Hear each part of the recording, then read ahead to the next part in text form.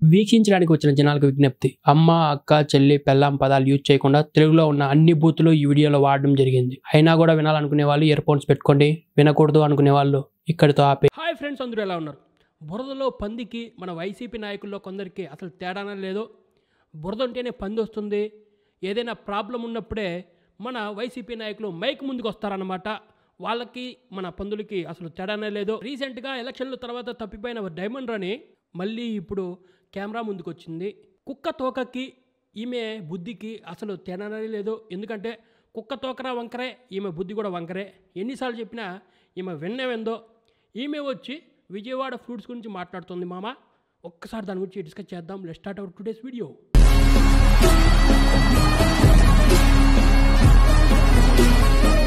విజయవాడ ప్రజల కష్టాలను చూసి గుండె తరుక్కుపోతుంది. వచ్చిందండి డైమండ్ రాణి, గుండె తరుక్కుపోతుందంట. లాస్ట్ టైం వరదలు వచ్చినప్పుడు మీరు జనాలకి ఏమేం పంచారో ఒకసారి చూసేద్దామా? ఒక 4 ఉల్లిపాయలు, 4 టమాటాలు. అందరినీ 4 అంటున్నారు, నిజంగా 4 లెక్క పెట్టారు అండి. అబద్ధం ఆడవలసిన అవసరం ఏముందండి? నేనేమన్నా అంటే జనరల్ గా ఓ 4 ఇచ్చారంటే ఒక కేజీ ఒక గుప్పడే ఇచ్చారు అట్లా. 4 మీరు అదే టైంలో ఒక ఫంక్షన్ చేసేసుకొని ఏమేమి తిన్నారో తెలుసుకుందామా? చూడండి, అందరికి ఇష్టమైన పీతలు. నా డాటర్కి చాలా ఇష్టం.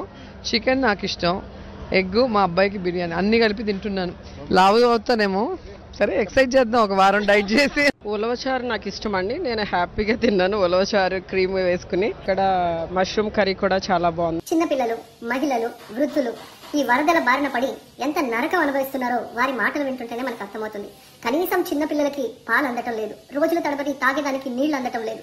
ఈ రోజు ఎంతమంది వరదల్లో కొట్టుకుపోయారో అర్థం కాని పరిస్థితిలో అందరూ కూడా బాధపడుతూ ఏడుస్తున్నారు. నేను 1.5 సంవత్సరం ముందు నీ మీద ఒక వీడియో చేశా. నువ్వు ఫస్ట్ టైం 1000 ఓట్లతో గెలిచావు, రెండోసారి 2000 ఓట్లతో గెలిచావు, ఈసారి దాదాపు 30,000 ఓట్లతో ముష్టెత్తుకొని పోతావు, అసలు నువ్వు గెలవు అని నేను వీడియో చేశాను. అలాగే జరిగింది. నువ్వు ఇప్పుడు ఎలా మాట్లాడుతున్నావంటే, ముష్టెత్తుకునే ముండ నేను అయితే మీ ప్లేస్లో ఉంటే బిర్యానీ పెట్టేదాన్ని అనిందంట. అట్లుంది మీరు మాట్లాడేది. మీరు మీ గవర్నమెంట్లో సరిగ్గా ఏడు సచ్చుంటే మీకు 11 సీట్లు ఎందుకు వస్తాయి? గుండె తరుక్కుపోతుందంట. అంత గుండె నీకు తరుక్కుపోతూ ఉంటే మీ కొడుకు నచ్చిన కోడి కూర, మీ కూతురికి నచ్చిన ప్రాన్స్ కూర వెళ్ళి పంచొచ్చు కదా. మేకప్ వేసుకొని ఏసీ 21లో పెట్టేసి ఒక ఐఫోన్ ముందర పెట్టేసి నా గుండె తరుక్కుపోతుంది అని ఎదవ ఏడుపులు ముసలి కన్నీరు కార్చే కంటే, చిన్నపిల్లల దగ్గర నుంచి పెద్దవాళ్ళ వరకు ప్రతి ఇన్ఫ్లుయెన్సరు వాళ్ళ సొంత డబ్బుతో మరియు ఎవరైనా దాతలు చేసిన దానంతో వాళ్ళు అక్కడ విజయవాడ వెళ్ళి అదే పనిగా పని చేస్తూ ఉంటే, మాజీ మంత్రి అయ్యుండి, మాజీ ఎమ్మెల్యే అయ్యుండి నీకెందుకు విజయవాడకి వెళ్ళాలనిపించలేదు? ఇంట్లోనే ఎందుకు కూర్చున్నావు? నిజంగా ప్రజలు ఇన్ని కష్టాలు పడటానికి, ఇంతమంది ప్రాణాలు పోవడానికి ఈ రాష్ట్ర ప్రభుత్వం కారణం కాదని నేను అడుగుతున్నాను. ముఖ్యంగా మంత్రుల విహారయాత్రలు, హాలిడేస్ ఎంజాయ్ చేయడంలో ఉన్న చిత్తశుద్ధి రాష్ట్ర ప్రజల మీద లేదు అని నేను గట్టిగా చెప్పగలను. తప్పిపోయిన అడవి పంది జింకల మధ్యలోకి వచ్చేసి ఏంటి అన్ని దున్నపోతుల్లానే ఉన్నాయి అనిందంట.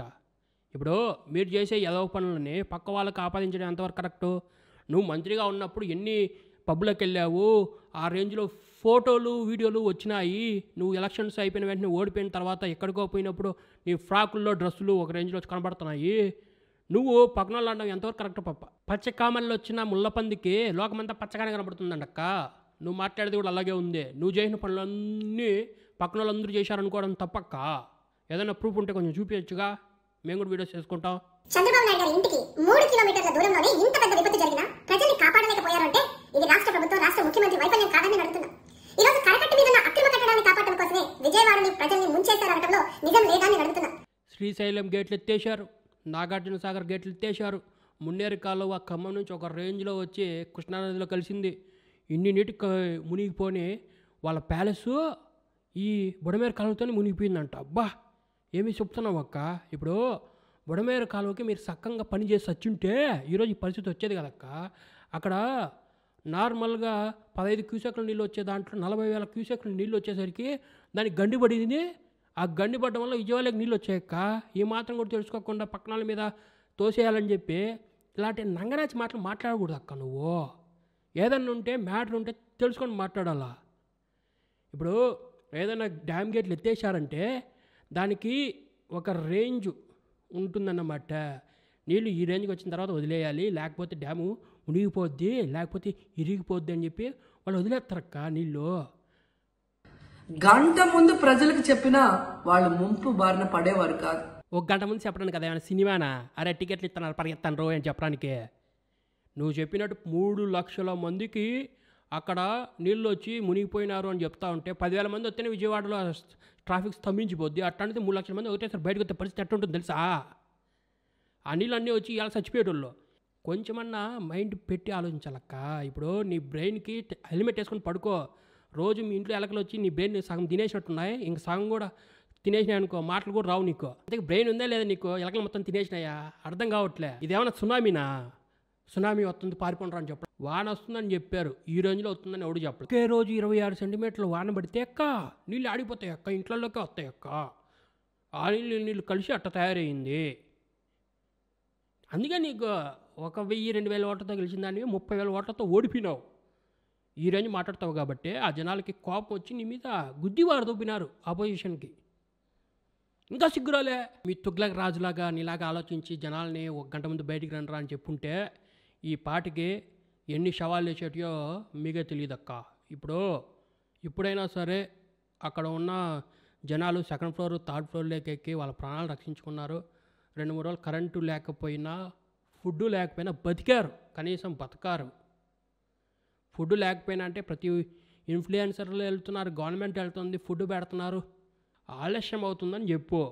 నంగనాచి నాటకాలు మింగమాకు. 4-5 రోజులు ప్రజలకి తిండి అందించడంలో ఈ ప్రభుత్వం విఫలమైంది. కనీసం ఇది జరిగినప్పుడు సీఎం గారు పనిచేయట్లేదు, వయసు అయిపోయింది. మెట్టు తీసుకొని పల్ల కొడతా ముష్టినా కొడక. అసలు అన్నం తింటున్నావు, ఊర్లో పెండ తింటున్నావరా? పిల్లల పందిలాగా పొట్టేసుకొని ఏంద్రం మాట్లాడుతున్నావు లోఫర్గా. 72 ఏళ్ళ ముసలాయన అర్ధరాత్రి అపరాత్రి అని లేకుండా 5 రోజుల నుంచి కలెక్టరేట్లో కూర్చొని ఏం జరుగుతుంది ఎలా జరుగుతుంది అని చెప్పి అర్ధరాత్రులు కూడా జనాల దగ్గరికి వెళ్ళి మీ పరిస్థితులు ఏందో తెలుసుకుంటుంటే ముదరస్టప్పు ముండా కొడక ఏం మాట్లాడుతున్నావు నువ్వు? సీఎం ఏం చేయట్లేదా? కళల్లో ఎవరిది పెట్టుకున్నావురా? ఎర్రిపూక. నిన్ను కాదక్క, పక్కన వాడు ఎర్రిపూకలా మాట్లాడుతున్నాడు. నిన్ను అనే ధైర్యం నాకు లేదు, కాకపోతే వాడు నేను అనొచ్చు. ముష్టి ముండా కొడుకు. డిప్యూటీ సీఎం గారు, పంచాయతీరాజ్ శాఖ మంత్రి గారు కనీసం తన శాఖను అప్రమత్తం చేసి ప్రజల్ని కాపాడాల్సిన బాధ్యత ఉన్నా ఈ రోజు 5 రోజుల వరకు ఆయన అసలు విజయవాడ వైపే రాలేదు. ఇప్పుడు పవన్ కళ్యాణ్ అటువంటి ప్రదేశాలకు వస్తే జనాలు అందరూ ఎగబడతారు, అక్కడ ఉన్న సహాయం కూడా జరగదు అని చెప్పి ఆయన రాలేదు. ఆయన అసలు ఎమ్మెల్యేగా గెలవనప్పుడు కూడా ఇటువంటి పరిస్థితులు ఆయన ఎక్కడికి వెళ్ళలేదు. ఎందుకు వెళ్ళలేదంటే జనాలు మీద పడిపోతారు, ఆ సహాయం కూడా జరగదు అని చెప్పి. ఇప్పుడు మన పవన్ కళ్యాణ్ దాదాపు 20 సినిమాలు కూడా తీలే, నువ్వు 100 సినిమాలు తీసుంటావు. పవన్ కళ్యాణ్ కోట్లలో ఇప్పుడు సహాయం చేశాడు. నీ ముష్టి బతుక్కి నువ్వు రూపాయైనా సహాయం చేసావా? పవన్ కళ్యాణ్ పోలేదు, వదిలేయి. నువ్వేమైనా పోయి పొడిచినావా, పీకినావా? పోలేదుగా. మరి నువ్వెందుకు సహాయం చేయలే? నువ్వు రూపాయైనా సహాయం చేసినావు నీ బతుక్కి? పవన్ కళ్యాణ్ చేస్తున్నాడు కోట్లు. నువ్వు కూడా సినిమా ఆర్టిస్టే కదా, నువ్వు హీరోయిన్ కదా, తెలుగు తమిళ్లో కూడా వర్క్ చేసావు కదా, నీ మొగుడు ఒక డైరెక్టర్ కదా, నీ డబ్బులంతా ఎక్కడ పెట్టుకుంటావు? నువ్వు సాయం చేసేదానికి అర్హత లేదు నీకు. ఇటువంటి లంగా మాటలు మాట్లాడడానికి కూడా అర్హత లేదు. జనానికి కొంచెం లేటుగా సహాయం అందుతుంది అని మాట్లాడు, ఒప్పుకుంటా. అంతేగాని ఇలాంటి లేకి మాటలు మాట్లాడద్దు. మీ జగనన్నలాగా గాల్లో తిరగలే చంద్రబాబు నాయుడు, ఓకేనా? ఇందుకే కదా నీకు 30,000 ఓట్లతో ఓడిపోయినావు. మీ యొక్క పార్టీకి 11 సీట్లు వచ్చినాయి. ఇట్లాంటి లంగా లఫూట్ మాట్లాడుతున్నారు కాబట్టి మీరు ఇలా ఓడిపోయారు. ఇలాగే మళ్ళీ మాట్లాడారనుకో ఆ 11 సీట్లు కూడా రావు. కాబట్టి మైండ్ పెట్టి మాట్లాడు. ఎమ్మెల్యేగా పెన్షన్ వస్తుంది కదా, ఆ డబ్బులన్నా దానం చేసావు నువ్వు? చేయలేదు కదా. అంటే మీరు అధికారంలో లేనప్పుడు 1 రూపాయి కూడా జనాలకు ఖర్చు పెట్టరు, కానీ మీ గుండె తరుక్కుపోతూ ఉంటుంది ఏది ఇవన్నీ చూసినప్పుడు. ఏం బతుకక్క ఇదే, మళ్ళీ ప్రజాసేవ చేస్తున్నాను చేస్తావు. రాయలసీమలో ఒక్క హీరోయిన్ అని చెప్పుకునేటోళ్ళము ఇంత నీచానికి దిగజారిపోతామని నేను అనుకోవట్లే. ఇప్పుడు కొంచెమన్నా మైండ్ ఉండాలక్క. ఈసారి కూడా ఓడిపోదామని చూస్తున్నావు ఏంది? ఈసారి కూడా మీ పార్టీకి 11 సీట్లు రావాలనుకుంటున్నావు ఏంది? కొంచెం మైండ్ పెట్టి నీట్గా మాట్లాడు. ఏదో విమర్శిస్తున్నాం కదా అని చెప్పి గొర్రెలాగా మాట్లాడొద్దు, మంచిగా మాట్లాడు. ఏదన్నా తప్పుల గురించి మాట్లాడు, ఇలాంటి లేకి మాటలు మాట్లాడొద్దు. నెక్స్ట్ వీడియోలో మళ్ళీ కలుద్దాం. So please subscribe channel. Thanks for watching.